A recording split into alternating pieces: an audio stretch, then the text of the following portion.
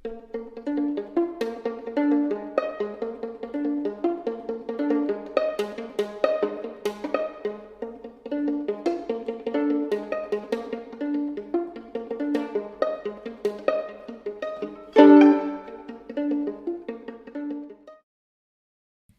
true crime friends. Welcome back to another episode of True Crime in Academia. I am your host, Mary DePippi. First of all, I hope you are all having a wonderful week so far. If not, I hope it gets better for you. Secondly, we have housekeeping to go through real quick before we get into today's episode. Make sure you follow True Crime in Academia at True Crime in Academia on Instagram and TikTok. Also follow the Ivory Tower Boiler Room at the Ivory Tower Boiler Room on Instagram and TikTok, Ivory Boiler Room on Twitter, and just search the Ivory Tower Boiler Room on Facebook and you can like our page there. Last week, I put up my first Patreon exclusive episode.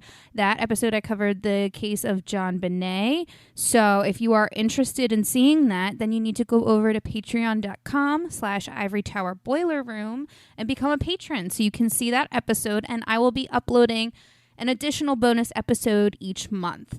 So you can only get them on Patreon if you're a subscriber. So go to patreon.com/Ivory Tower Boiler Room. And do that today so you can get access to all these extra videos I'm putting up for you guys. Also, this is just a reminder that True Crime in Academia is strictly for educational purposes, and I never condone killing. Come on now. But, I have to say it. So, and obviously, every person is innocent until proven guilty. So, yeah. And with that, let's get into part 2 of the death of Elisa Lam.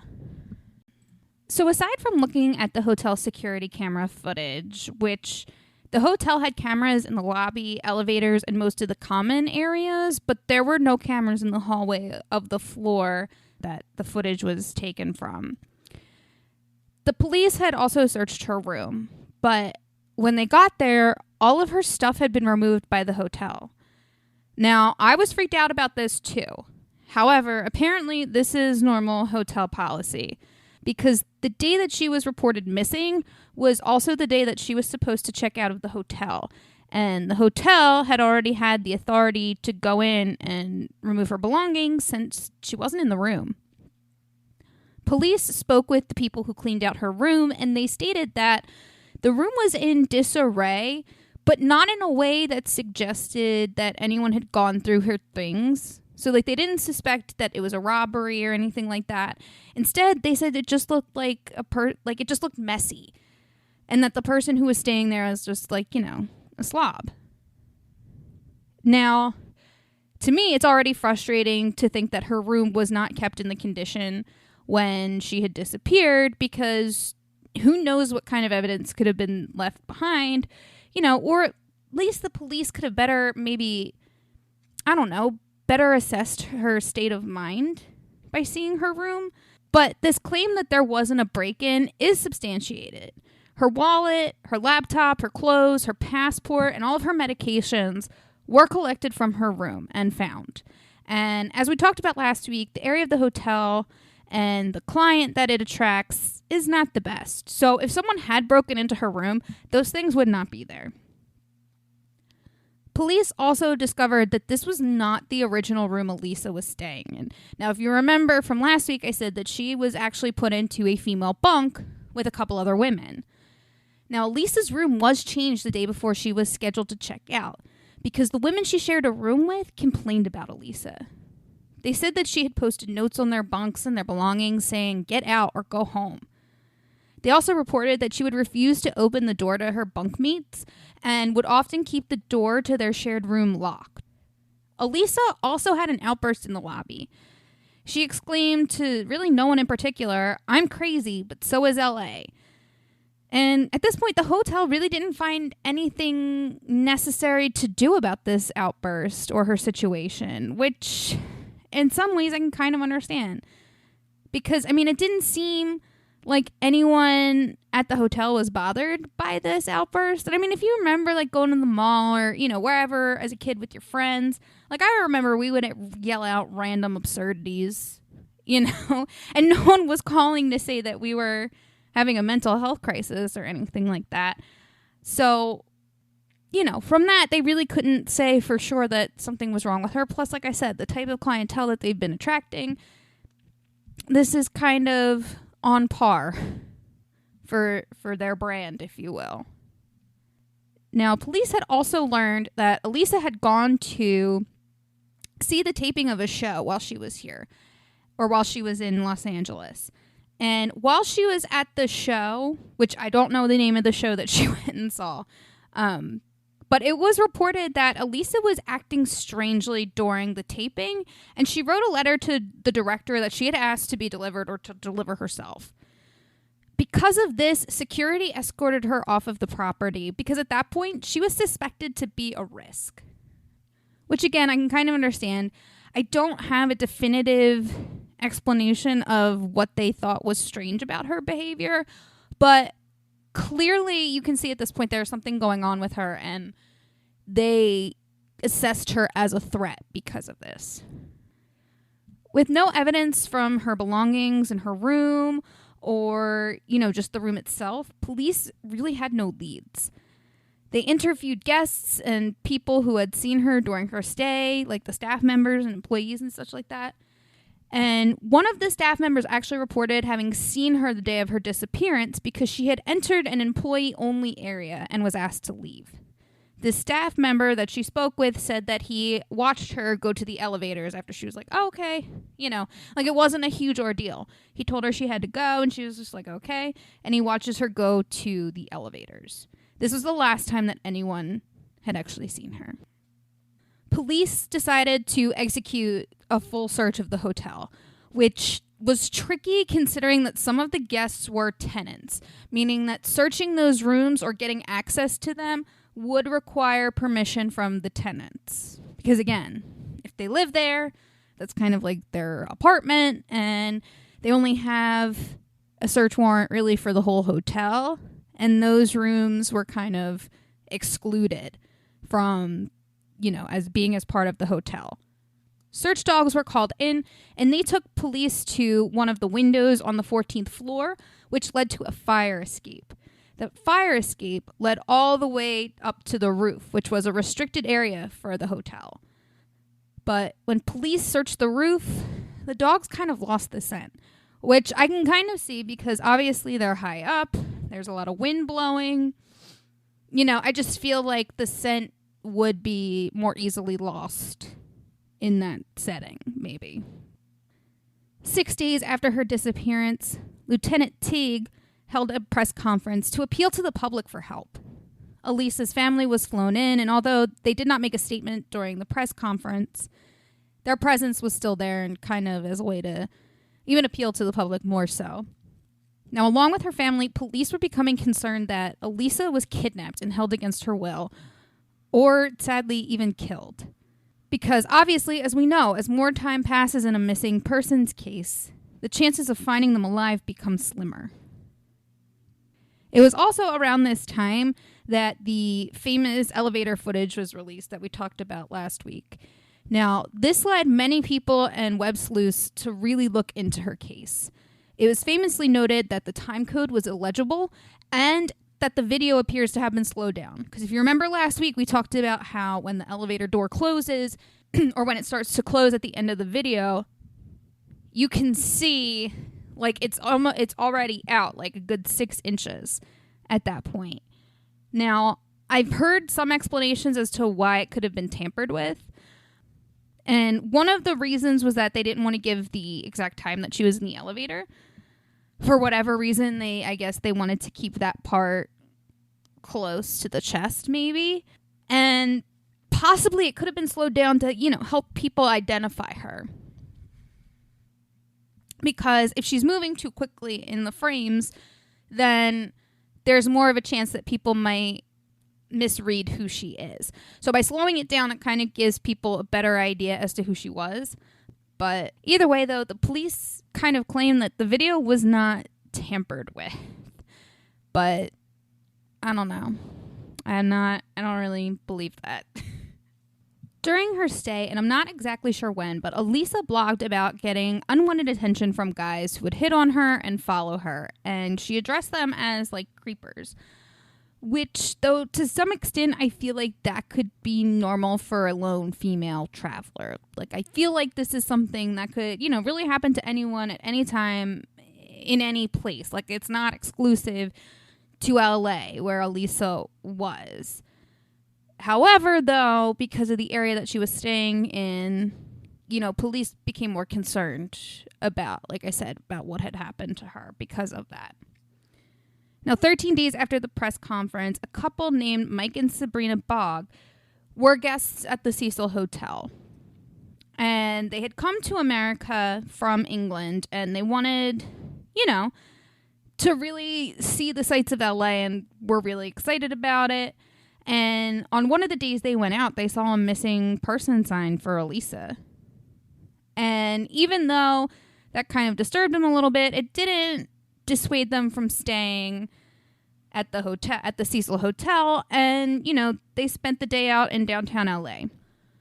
Aside from like the gross conditions of the rooms that I discussed in the last episode, they also complained of low water pressure and like brownish, foul-tasting water. After the couple complained, they were moved to a room 2 floors up, but nothing got any better as far as the water was concerned. So they complained again. And this time they were told that maintenance would take a look. Now, a maintenance worker named Santiago Lopez went up on the roof to check the water tanks after exhausting other possible solutions for what was going on with the water. When he approached one of the tanks, he noted that the hatch was open. He looked down into the tank and was disturbed by what he found: the ghostly, white, naked body of Elisa Lam. Immediately, Lopez realizes that this is the missing girl that they've been looking for. Police rush to the scene. When they get to the hank, they find that the hatch was closed. Now, this is something that has been a huge point of contention in this case because of the hatch being closed, or if it was closed. That would suggest foul play because the hatch itself weighs 20 pounds and there is no ladder on the inside of the tank. So it literally would have been impossible for Elisa to have closed the hatch on her own after she had gotten in the tank. Not that it was completely impossible because they said if the water was high enough that she could have reached it, but still, she's a tiny girl, and trying to keep yourself above water and move this 20-pound thing, it just doesn't seem likely. Now, it's also unclear if police had actually found the hatch closed or if it was just miscommunicated when it was reported, because there is an interview from an officer who wasn't at the scene, so I don't know why they were talking to him in the first place, but he stated that the hatch was closed. Now, personally, I'm more inclined to believe Mr. Lopez about the hatch. I think if police found it closed, I think he might have closed it accidentally and not realizing. Because, like, when you think about it, I mean, this isn't something anyone wants to stumble upon. But because it is a deceased person, I could see maybe, like, instinct just being to cover the place where she was, as a means of respect. But, again, it's hard to say. But I do believe that he found it was open. Now, forensics stated that she was floating face up and in a considerable state of decomposition. Her clothes were found at the bottom of the tank, and they were the clothes that she was wearing in the video. Obviously, the hotel had to shut down and reassign guests to different hotels. Police were absolutely mystified that her body was found in the tank since they had checked the roof. But again, like I said, the dogs might have lost her scent by that point, and it's not necessarily confirmed if they even checked by the water tanks or not. So we don't really know. But again, if they're up there, the dogs don't have the scent, there's no other physical evidence to tie her there, then it would stand to believe that maybe she wasn't there. However, this is one of those very odd cases where that wasn't the case. In order to get her out of the tank, investigators had to drain the tank so that way her body could float gently down to the bottom, and then they cut open an access at the bottom to retrieve her. The tanks and the other areas around were then fingerprinted, but really no physical evidence was found. Now, I am curious to see if like them testing the water would have had any benefit, just because I know most of the time water can, in these situations with DNA, it can be washed away. So if they just emptied the tank of water, they could have possibly lost evidence. However, though, I can't say for sure that would have helped, but it's a possibility. Now, because of the decomposition, how long she was in the tank was hard to tell. According to her autopsy report done by Dr. Jason Tovar, he noted that there were no obvious signs of violence, no foreign biological material found in her rape kit, and that there was no foam or fluid in her lungs. But according to him, that does not exclude the possibility of drowning. He could not conclude the cause of death at first based off of the initial exam and had to wait for all of the toxicology reports to come back. When they did, the toxicology stated that she was negative for any illicit drugs, which makes sense because Elisa mentioned on Tumblr that she was not a drug or alcohol user. However, I did find it amusing that in her Tumblr post she wrote, when she talked about this, she said she wished that she did because it could help her more easily deal with stupid people. Hey, true crime friends. You've heard me talk about my amazing friend Mandy before. She makes the best crochet, pre-cut, and custom home decor for reasonable prices. If you're looking for a one-of-a-kind gift or some new decor to add some new life into your home, look no further. Mandy has got you. I have quite a few items from her, ranging from a crocheted headband to Halloween decor items to my amazing and adorable Coraline ornament. If you guys haven't noticed, I'm like obsessed with Coraline, and I just love how Mandy makes it. She's also made me a Coraline doll that sits next to all of my true crime books. To order, just slide in her DMs on Facebook and Instagram at Mandy Made It. That's MANDEE, Made It, on Facebook and Instagram. Once again, go to Mandy Made It on Facebook and Instagram, send her a DM, and order today. Ryan Reynolds here from Mint Mobile. With the price of just about everything going up during inflation, we thought we'd bring our prices down. So to help us, we brought in a reverse auctioneer, which is apparently a thing. Mint Mobile Unlimited Premium Wireless. How to get 30, 30, bit to get 30, bit to get 20, 20, 20, bit to get 20, 20, bit to get 15, 15, 15, 15, just $15 a month? Sold! Give it a try at mintmobile.com/switch. $45 up front for 3 months plus taxes and fees. Promo rate for new customers for limited time. Unlimited more than 40 gigabytes per month. Slows full terms at mintmobile.com. The only drugs that were in her system were her prescribed medications, but the doses, or like based off of the amount that they found in her system, were a bit low.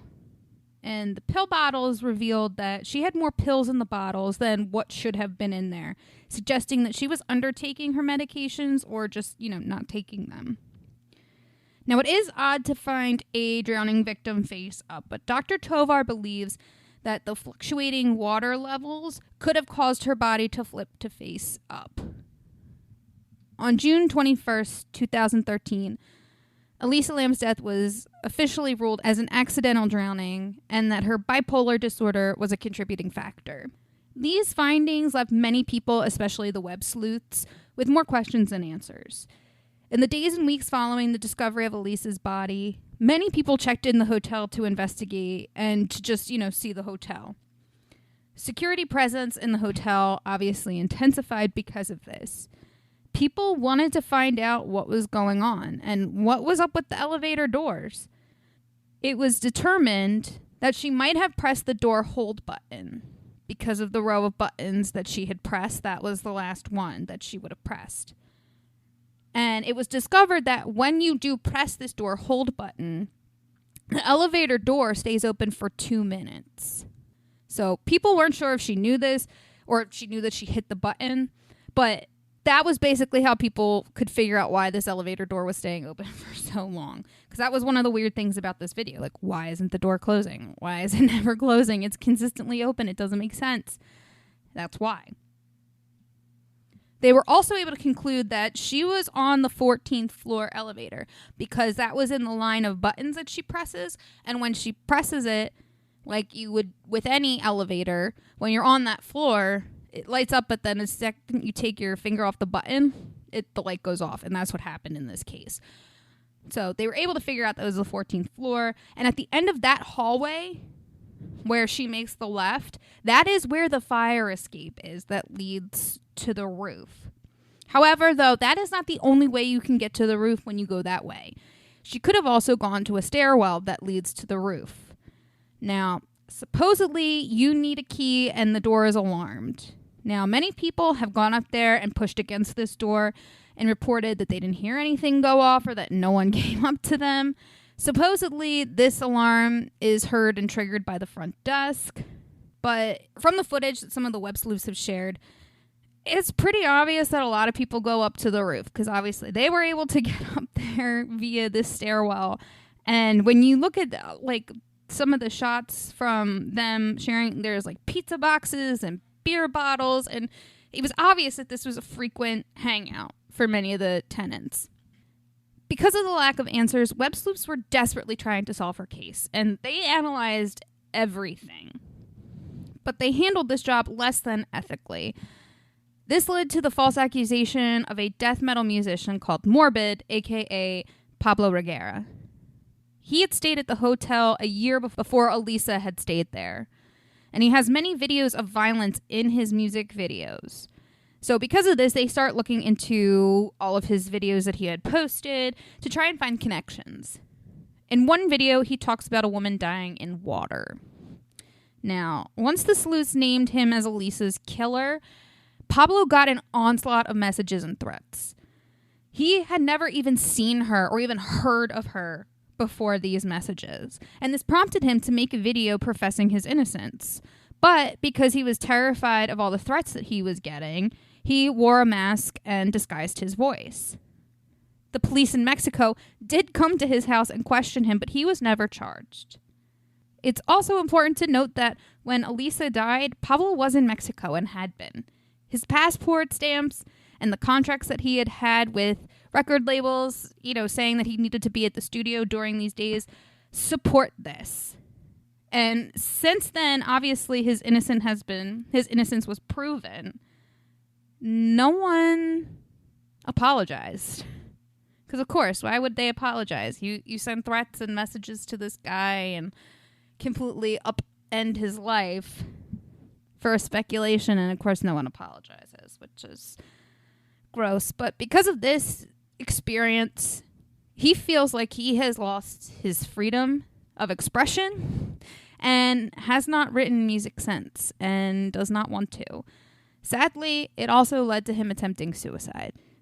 And I mean, that it's just one of those things where it like really irks me that people, they become so obsessed with trying to find a needle in a haystack that they start misinterpreting pieces of hay for needles in this case.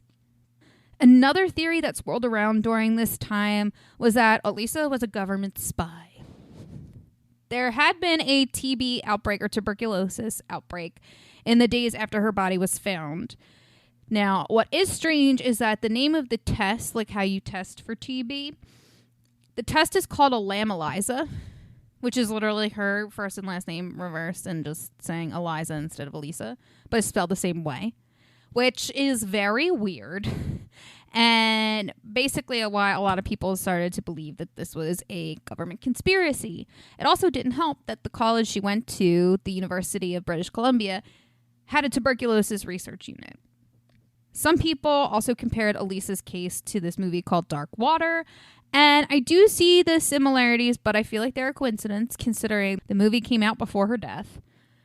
Some people think that possibly a deranged person might have been acting out this film. I mean, the little girl who drowns in a water tank at the end, or in the film, is wearing a red jacket, and Elisa was wearing a red sweater.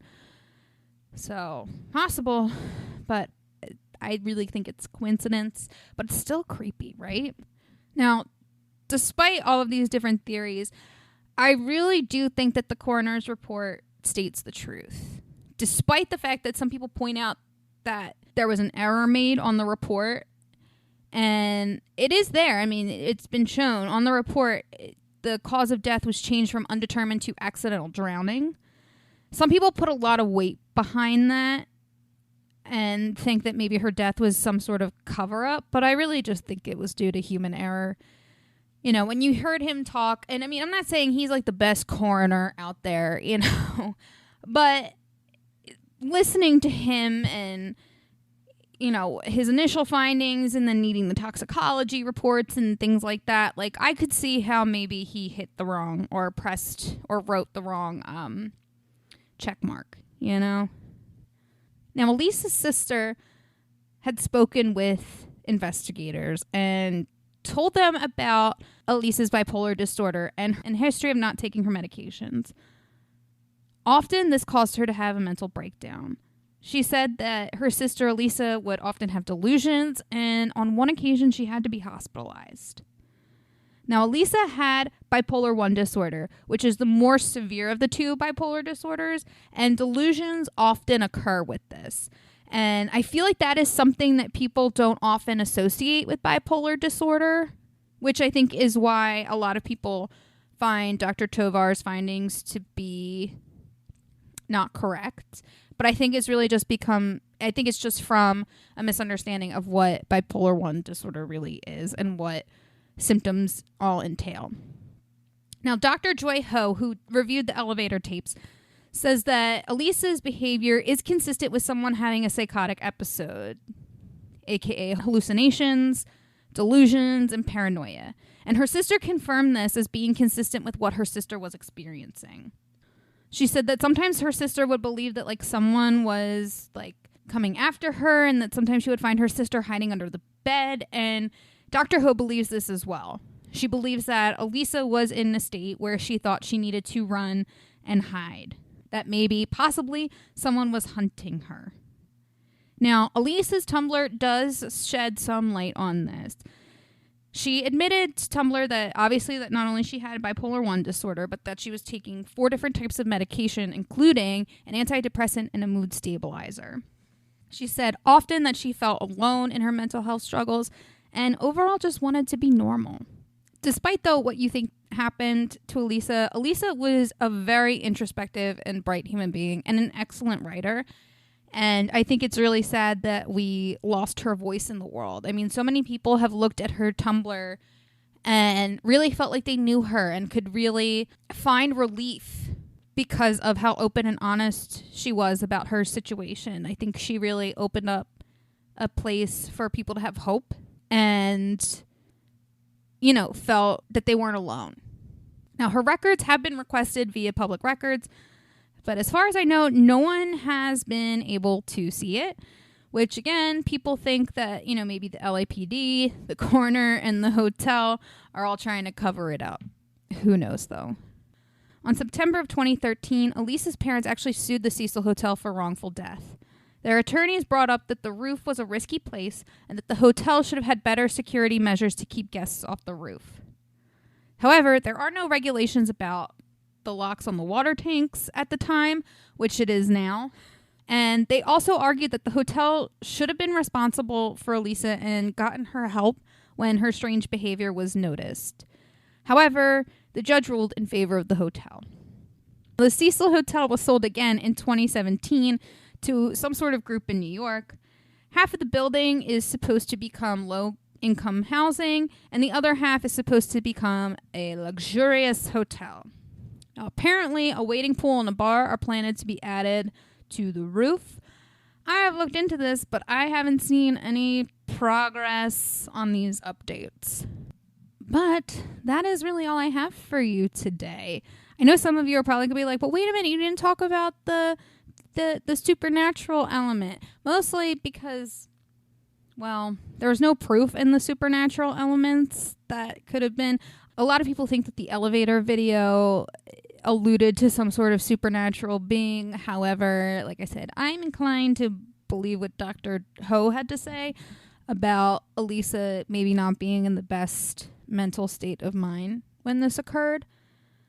However, though, given the history of the Cecil Hotel, I can't say I would be surprised if it wasn't haunted. However, I don't know that those ghosts are necessarily trying to kill people. However, like I said, the likelihood of it being haunted is probably high because it seems that there's a lot of pain and suffering there, and obviously a lot of death. And I think that could be a possibility that it's haunted, but I don't think the haunting has anything to do with Elisa's death. So that's why I didn't mention it. But yeah, other than that, that is all I have for you guys today. Thank you for listening to the Elisa Lam series. Next week, I have a very special episode for you. I can't wait for you guys to hear it. And until next time, I hope you all stay safe out there, stay healthy, and I will see you next week. Thank you so much for listening to the Ivory Tower Boiler Room, or True Crime in Academia. Welcome to our summer season. We made it to summer 2022. I am here with Mary DePippi. Hi, Mary. Hello. I'm Andrew Rimby, the executive director. Mary DePippi is our chief contributor. Nicole Arguello is our marketing assistant, and Kimberly Dallas is our editor. So yay, our interns have positions. Okay. Yay. Please follow us on social media. Mary posts so many creative things on her True Crime in Academia. How can they follow True Crime, Mary? At True Crime in Academia on Instagram and TikTok. Okay. And then you can follow the Ivory Tower Boiler Room on Twitter at Ivory Boiler Room, and at Ivory Tower Boiler Room on, ready? Instagram, TikTok, and Facebook. Okay. And you can email us. We love to get pitched some episode ideas. So to do that, if you're a publicist out there, maybe you want to get one of your authors on our show, go to ivorytowerboilerroom@gmail.com. Thank you to our audience, to our listeners. We're really excited because we have a lot going on our Patreon. So Mary, do you want to maybe update everyone on our Patreon account? Yes. So aside from the content that we've already been giving you, we will also be having extra special episodes. Specifically for True Crime, I will be having an extra bonus episode every month starting in June. Yay. You can And the only get Yes. that if you are a subscriber. Yes. So patreon.com/Ivory Tower Boiler Room. That's it. Just /Ivory Tower Boiler Room. And we already have a lot of bonus material. First, there is a full episode with Ursula Klein in our book corner. So you're going to see all of these new special series that are going to pop up in the summer on Ivory Tower Boiler Room. Yes, Mary will do it too on True Crime in Academia. You can listen to a teaser on our podcast, but guess where the whole interview is? On our Patreon. So only not a cup, but a large cup of iced coffee at any of our favorite coffee companies. You only have to pay $5 a month. So please join. We will recognize all of you who join. We'll shout you out during the summer. You can see our video interviews too. And if you want to become an Ivory Tower $15 a month, 3 cups of iced coffee member, you actually will get our tote bag, our t-shirt. There's more. Oh, our mug. I'm drinking from our mug. I should, for everyone who will see this, I'm actually holding it up. It's a very cool mug. So we are so excited for all of you to join us this summer. I love hearing from all of you. I know Mary loves hearing from all of you. Direct message us. We read them. And yeah, check out our social media because we post so many clips from the shows. And I started to kind of finesse my way around TikTok. So Mary sees how excited I get when I know how to add music and all these filters. So on that note, please join us for our Instagram events this summer. We have a monthly book club. Every month we have our book club. And we're going to start having television recaps. We're going to have another open mic poetry event at Pen and Brush. So stay tuned. I think we might have a Halloween party, but just someone told me that. Okay. A little birdie. Okay. I think we got it all, Mary. So I think so. On that note, let's put a bookmark in this. Yup. Bye, everyone. Bye.